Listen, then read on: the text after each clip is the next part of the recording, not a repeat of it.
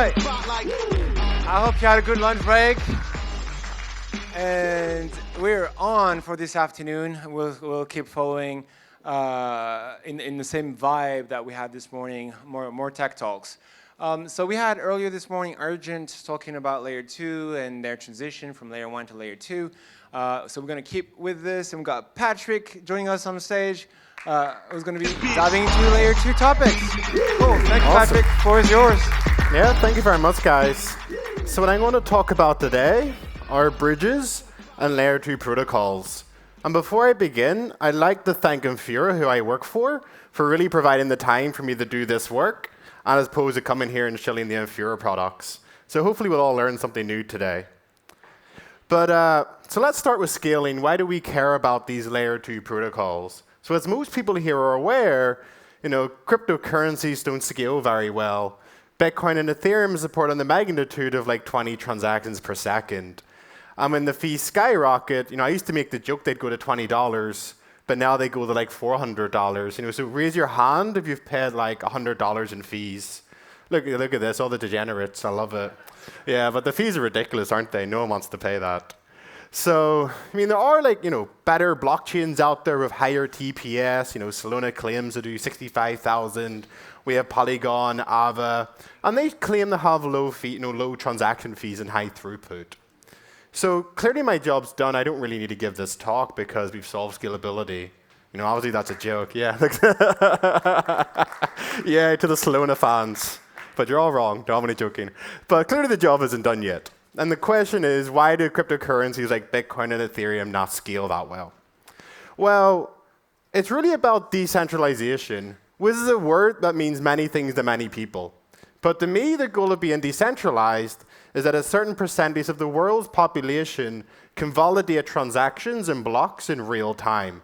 So regardless if you're in the US, France, England, South America, Afghanistan, you'll have the computational resources to verify the integrity of the network. And then a bit like Captain Planet, we put our rings together and we protect Ethereum and Bitcoin and everything that's good about it. But the problem with that goal is that we've artificially constrained the CPU, the storage, and the bandwidth on the network. And it looks a bit like this, a computer from the 1970s. It's slow, expensive, and everyone has to share it. And that's a picture of Baby Vitalik. And his computer is probably more powerful than Ethereum. So we haven't really got very far, have we? But on the flip side, while we care about being decentralized and anyone can verify the network, we still need to consider affordability. Someone in a developing country isn't going to use Ethereum or validate it if it costs $100 in fees. So with that in the backdrop of the scalability problem, how can we scale these networks? And, actually, what does scalability mean? I forgot about that. So typically when we talk about scalability, we're trying to achieve a higher transaction throughput with the same CPU, storage, and bandwidth. And with that in the backdrop, is there another way to scale these networks? And that's the whole goal of these off-chain protocols. We take the assets that sit on Bitcoin or Ethereum, we bridge them and move them to another network, we simply transact there, and then we move our assets back. And just a raise of hand, who's ever used Coinbase, Bitstamp, Binance, cryptocurrency exchange? Look at this, basically everyone in the room, of course, is a crypto conference.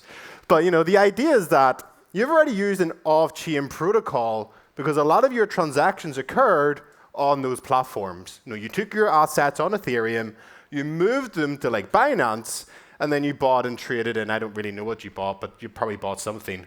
But so for a very long time, for about 10 years, we've already had off-chain scalability. And cryptocurrencies like Bitcoin, Ethereum, and even Tron, they're really just interruptibility solutions. I get my coins in Coinbase, I move them to Binance, and I play in the casino. It was just used for moving funds around. But ultimately, it was a settlement layer. And so what's the issue with this off-chain approach? The problem is that these cryptocurrency exchanges are, one, they're fully custodial. They can confiscate and steal your funds and run away, or just lock you out for a few months until you verify your identity, and no one likes that. Well, anyway. The other issue is, I can't read it from there, it's not auditable. So Coinbase has a database with everyone's balance, but we can't verify the state of that database or whether it's correct. we can't verify whether the liabilities or the assets cover the liabilities of that network. And as a result, layer 2 is popular, but is custodial and high risk. So in 2016, 33% of Bitcoin exchanges have been hacked, and that was a result from an academic paper. And when they get hacked, it tends to be large scale. Mt. Gox lost 850,000 Bitcoin. Bitfinex in 2016 lost 120,000 Bitcoin. And that's because we can't audit the systems, and we can't verify they're hacked until after the fact. And we can't protect our funds in that system either. So the question is, if we step back a bit further, if we look at the interaction of Coinbase at all, what's at the heart of that interaction? What have we been building for 10 years? Bridges. We've just been doing bridge engineering for 10 years now. It's really ridiculous, isn't it? But bridges is really boring. But what's at the heart of these bridges? The idea is that there's a database out there, and it's a stateful database. It records your balance, the state of smart contracts, and the idea is that we trust one authority like Coinbase, they update that database, and they inform the bridge about the state of that database. So as an example, Coinbase will tell the bridge that Alice is entitled to withdraw 1,000 ETH according to my database. Alice is a bit of a whale. Alice comes along, and then she withdraws her funds from the bridge, and she's very happy. But the issue with this is that the bridge must trust this external authority. It has to trust Coinbase to protect that database. And so over the years, we've got a bit better at distributing that trust. So we have Coinbase, the one ring to rule them all, one authority. We have multiple authorities, K of N, that's like RSK Liquid, and even some of the DAOs, because they're basically multi-sigs under the hood, K of N authority. And then what we end up with over time are these crypto-economic bridges, where we don't really know who the authorities are, but they they put stake into the system, they appoint themselves in a way where they can protect the bridge. Yeah? Oh, I thought that was a hand up. But the thing with the Polygon bridge is that in Polygon, if you work out, who's staked the assets, about 6 entities have over 2/3 of the stake in the bridge. So really, you're just trusting those 6 entities to protect that database. So over time, we've really distributed trust to a set of parties, but we still have to trust someone with our funds to protect our funds on that system. Can we do better than that? Can we transact on an off-chain system while still maintaining self-custody of our funds and protecting ourselves from an all-powerful adversary? And that was at the heart of this 2015 sidechain paper by Blockstream. In that paper, the idea was that we could take our funds in Bitcoin, trustlessly move them to an experimental blockchain, transact and do all the fun stuff that you want, and then move your funds back. So this also isn't a new idea. This is sort of the origin of the idea for these sidechains. But the problem with this bridge, I've called it a lookout bridge, but actually a better name is like the consensus bridge. The idea is that this bridge has to trust the consensus protocol of that other system. So if I'm on Bitcoin, I move my funds to Ethereum. The bridge in Ethereum is checking the proof of work of Bitcoin. If it says, okay, if this is the longest and heaviest chain, I trust the consensus protocol, all of these transactions must be valid. But hopefully you caught up, you picked up on the issue there. There's still trust. We have to, and this is how the near bridge roughly works, the rainbow bridge. They follow a similar philosophy. But the issue is that we're still trusting the consensus protocol. If, Bitcoin's proof of work was compromised, or there was an inflation bug, and you could include an invalid transaction that created lots of coins, and the bridge accepted it, it could then run away with your funds still. And the question is, can we do even better than that? I'll just skip through these. Can we do even better than that? Can we build a bridge where we don't have to trust the external authority at all? So even if their consensus protocol is broken, all the proof of work miners are compromised, can we still protect the funds that are transferred to that blockchain? And that is what we call the validating bridge, or as another name is the RuleOps. These RuleOps are just experimental blockchain networks, and under the hood is a validating bridge that is protecting your funds. This is sort of the idea with optimistic Ethereum, ZK Sync, Starkware, Arbitrum, Loopring. They're just building bridges. And the idea is that as a bridge, I have to be convinced that that external database that obviously records your balance is publicly accessible and all updates to the database are valid. So it guarantees safety. It guarantees that it will not release any funds unless it's convinced the database is safe.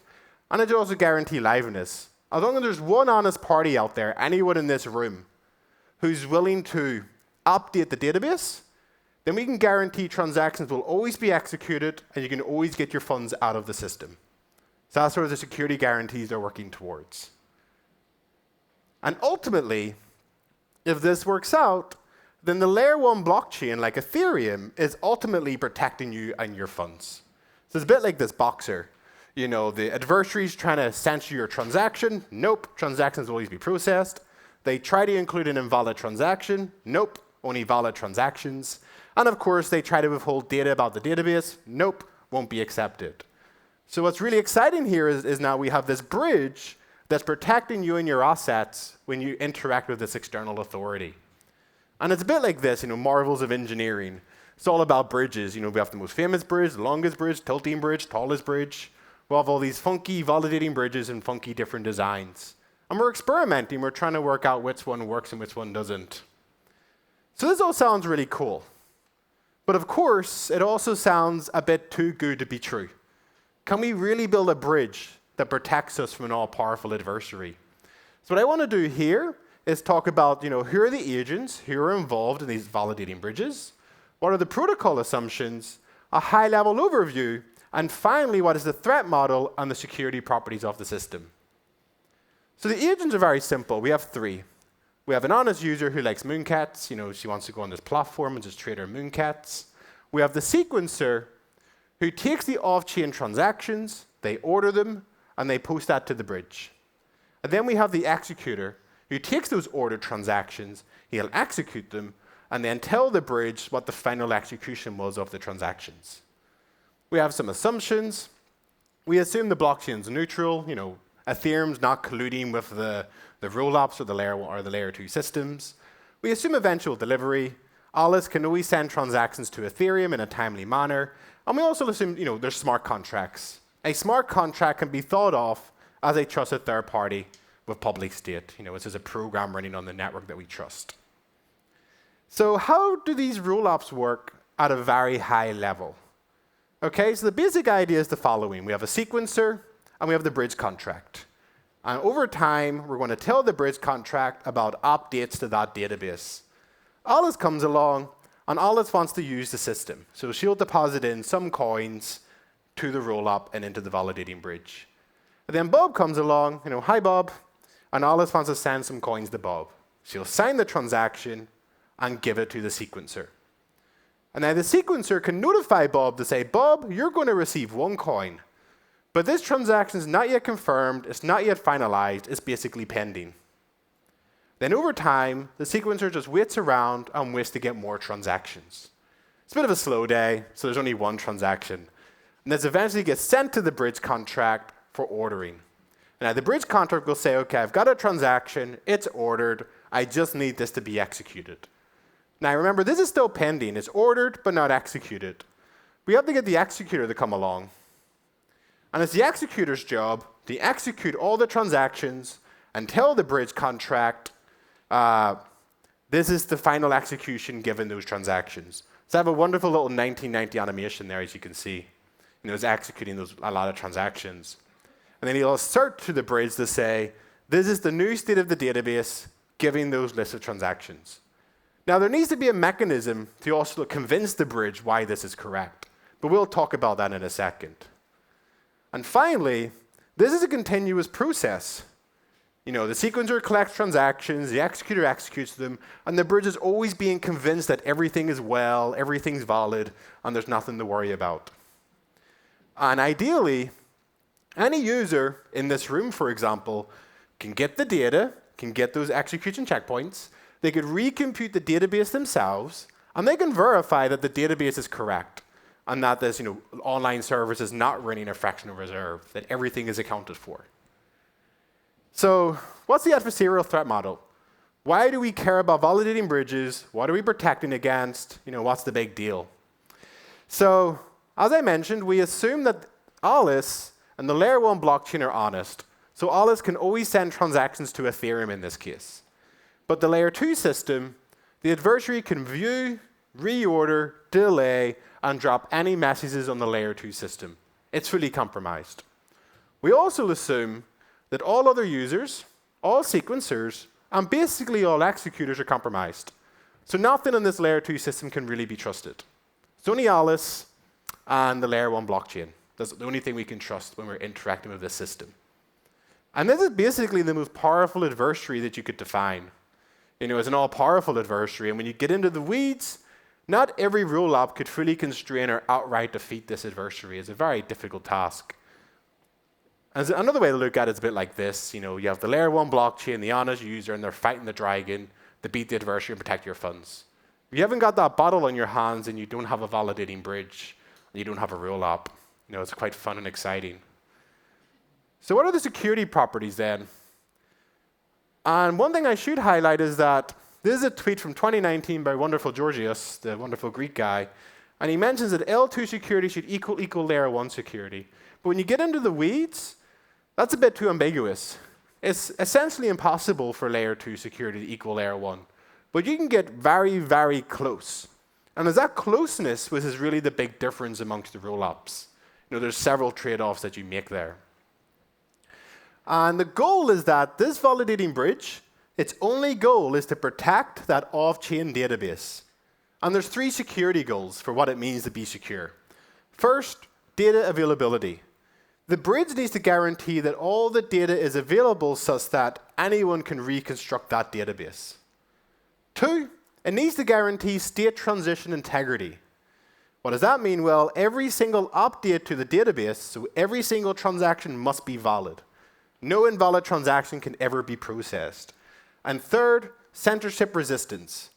If that system goes offline, we had an AWS outage the other day. Whatever ran on AWS and it just got cut off, got rug pulled by AWS. You should still have a guarantee that you can force progress yourself, you can execute transactions yourself, you can always get your coins out of the system. That's the goal for censorship resistance, just protecting your funds if it goes offline. So let's look into a bit more detail. What do we mean by data availability? Well, the idea is really simple. You have an honest user, and they just want to reconstruct the database. Why would you do that? Well, 1, maybe you want to audit it. You want to have a guarantee that it's been valid for its entire life. 2, interaction. You want to figure out if Uniswap is really on the platform, so you can perform a swap on Uniswap. And 3, withdrawal. Maybe you need to prove to the bridge what your balance is on the system before you can withdraw your funds. Bingo, this is where the rollup comes from. The idea behind a rollup is that we literally roll up the data and we post it to the layer 1 blockchain. We post that to Ethereum. And that's how we solve the data availability problem. The layer 1 blockchain guarantees data availability. Now, there's 4 different solutions to this, but so far this is the best that we've managed to come up with, the community that works in a practical manner. What about the state transition integrity problem? This is fairly straightforward. You have a database. The adversary, if they could break state transition integrity, they could basically give themselves all the coins in the system, send that to the bridge, and then steal everyone's funds on the system. And we don't want to allow any invalid state updates in the database. And so bingo, this is where you get optimistic rollups and ZK proofs. You get the fault proofs and the validity proofs. The entire debate about how you guarantee the integrity of this network is typically the most heated debate for rollups. But the important bit is that it's only solving this one, in a way, tiny problem in the entire validating bridge space. And sometimes people get too hung up on it because other problems are also equally important. And, I'll just skip over these ones. There's just outlines on how to do it. And that's actually a really cool point there. Basically, what's also really exciting, because we're running on experimental blockchains, you have Arbitrum, Starknet, Optimism, They're all building their own virtual machines. You don't have to use Solidity when you're using StarkNet. That has a completely new environment called Caro. And yet Ethereum can still verify that everything's correct.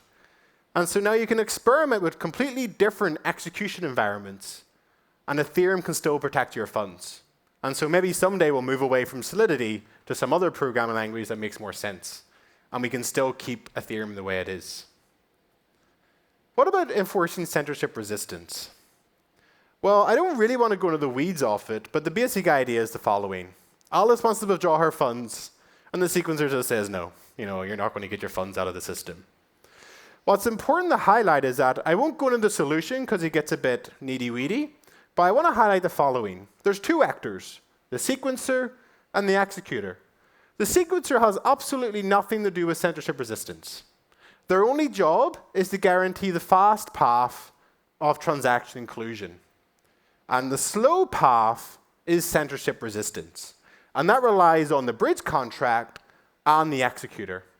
And so you want the executor set to be as open and as permissionless as possible. And the sequencer could be fully centralized. It could just be one sequencer, and you still guarantee censorship resistance, which is also really good for user experience. Then I'll just skip over this one, because just for the sake of time. But the important bit is that the security properties are the following: data availability, state transition integrity, and then censorship resistance. If we can solve all of the above problems, then surely we can slay the beast and deploy a secure layer 2 system. The bear wheel. It's a picture from 2014. And do we still have to trust this? If we could do that, do we still have to trust, the sequencer or the system? Have we solved all the problems? And it's yes, no, yes, no, yes, no.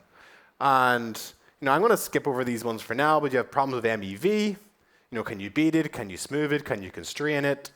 We have information about the off-chain state. You can still be lied to there. But what's important is that what we're really moving to is the world of Web3. I know that's sort of a buzzword that all the VCs are throwing around, but the core difference is going to be, in the Web 2 world, you have the Coinbases, the Bitstamps, the crypto exchanges. The Web 3 world, you're going to have like the Arbitrums, Optimisms, DYDX, and both of them can have fully centralized sequencers.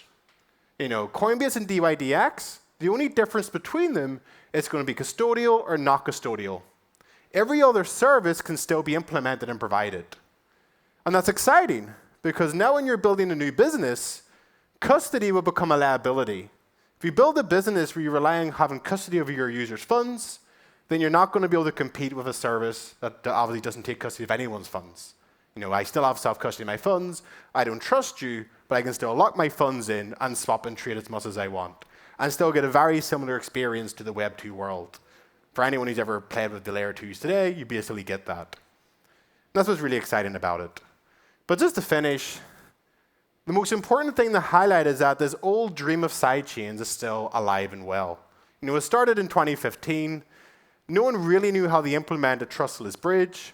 Now, after 6-7 years, we're finally getting to the point where we can implement a trustless bridge. And the V1 RuleOps are actually considerably cheaper than just using Ethereum. So in Uniswap, on Ethereum's 120K gas.